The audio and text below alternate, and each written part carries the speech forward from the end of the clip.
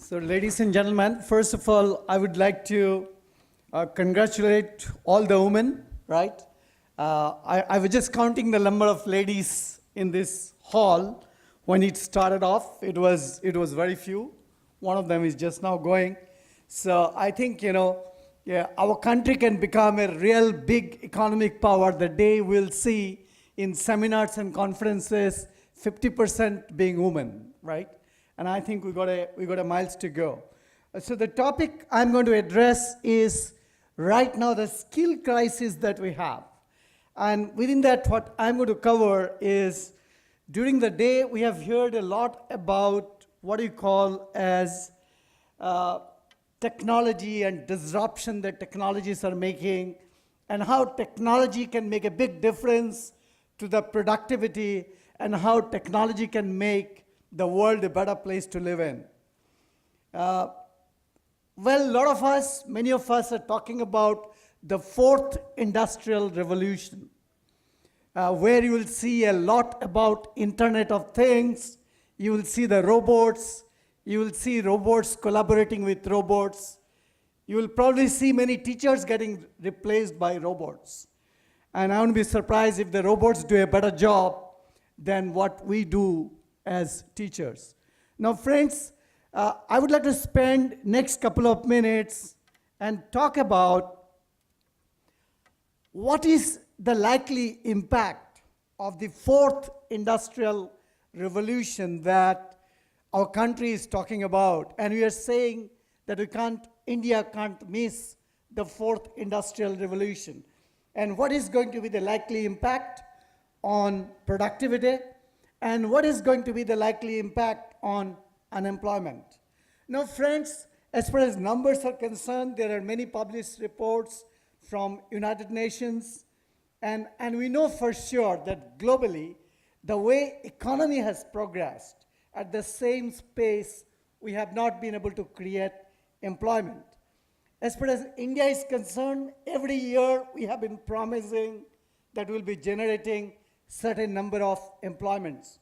But the generation of employment has not happened at the speed that was expected employment to be generated. Our country, which is supposed to be one of the youngest nations, is going to be one of the youngest nations, and out of 1.25 billion people, the hundreds of millions of people who are in the working age, I think we need to ensure that skilling and education get the right kind of attention to ensure that our young population become an asset and not a liability.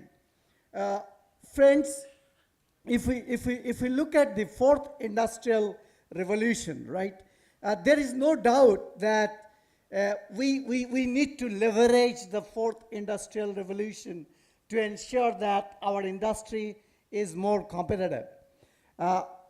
We need to ensure that we leverage technology to make our organizations more agile.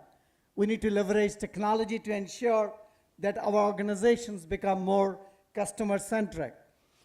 We need to ensure that productivity of our organizations increases, because if productivity is low, then companies would close down. We need to ensure how do we leverage new technologies to develop new business models. We need to understand how can we capture new markets and through leveraging technology. Now the question is, while these technologies are going to increase productivity, we are actually going to see huge job loss.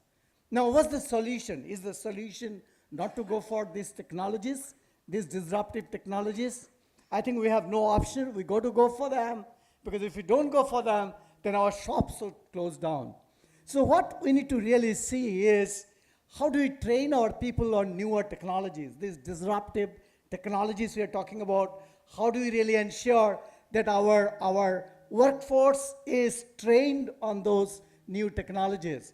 In fact, some time back, we had a meeting with our current defense minister, Madam Nirmala Sitharaman, and she was talking about the need for our country to go for Industry 4.0. She was talking about that our aspiration to integrate it with our new industrial policy. We are having a discussion at the India, at our school with Dr. Saraswat from Niti Aayog, and he was talking about that why it is important that our workforce is trained on how do you deal with robots, how do you do robot programming. So this high-end skilling is going to be very, very important for our country. At our school, in our business school at ISB, there is a program which was conducted called Har Ghar Rozgar, meaning employment in every house, where you had the employer, the owners of companies, you also had people who are looking for job. There is a huge gap between skilled required by organization and the skill which is available. Now, friends, I would like to share with you that we know everything is becoming smart, right? The phones, the grids, the homes, the cars, the factories, and we do have push of technology because that's becoming very, very compelling, and there's a market pool to leverage these technologies because you can increase productivity. I would like to share with you, we conducted a competition which was at national level, and we had 696 participants, 232 teams coming from 79 business schools. And these young boys and girls, we asked them, please tell us that if Industry 4.0 got to be deployed in our country, what is likely to be the impact on productivity? But please also tell us what is the likely impact on job loss. And I must tell you that this exercise showed that many people are going to lose job, but you will also see huge increase in productivity. So the solution is we got to really conduct high-end education and skilling which will prepare our young boys and girls on those new technologies. And India can play a very significant role, not only increasing the economic growth of our country, but also contributing to the global economic growth by supplying high-end skilled manpower. Friends, I'd like to share with you that we did this mapping in different industry sectors, that what happens when you deploy these disruptive technologies. And our study shows that we will see huge increase in the productivity. Now, technologies like the mobile devices, how do you build them? How do you repair them? How do you build mobile applications, right? How do you leverage Internet of Things? How do you use location detection technologies, right? How do you use augmented reality and virtual reality? How do you digitally design a product? How do you virtually manufacture a product?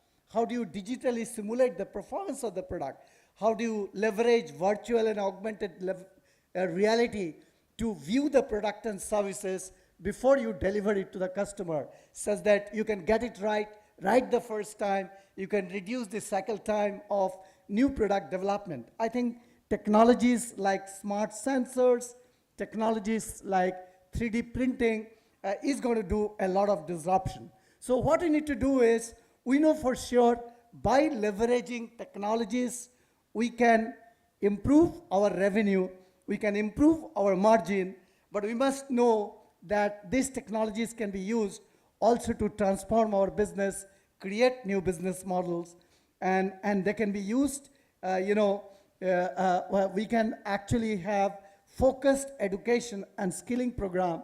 And I think in future, digital, is not going to be a niche skills. Digital is going to be a must-have skill. To conclude, I would like to say that we cannot afford to miss the Industry 4.0, which is the fourth industrial revolution. Industry 4.0 will make organizations agile. It will make organizations more customer-centric. It will make organizations more productive and will cause also significant job loss. So we need to do capacity building. We need to create high-end skilling. And we need to create new roles, right? We need to create new roles by training people on artificial intelligence, on machine learning, on robotics, on systems engineering, on smart grid, on blockchain, on virtual and augmented reality, on material science, on 3D printing. Now, friends, I must tell you, for example, areas like, even at management level, right? Advanced management education on manufacturing and operations management, advanced management education on healthcare management, advanced management education on what we call as public policy, because public policy also got to go through transformation, and advanced management program on infrastructure. I think these are going to be very, very important. And theory without practice is sterile, and practice without theory is futile. And I'm sure, you know, India can make huge contribution to increase not only our country's economic growth, but the global economy through high-end skilling and education. Thank you very much.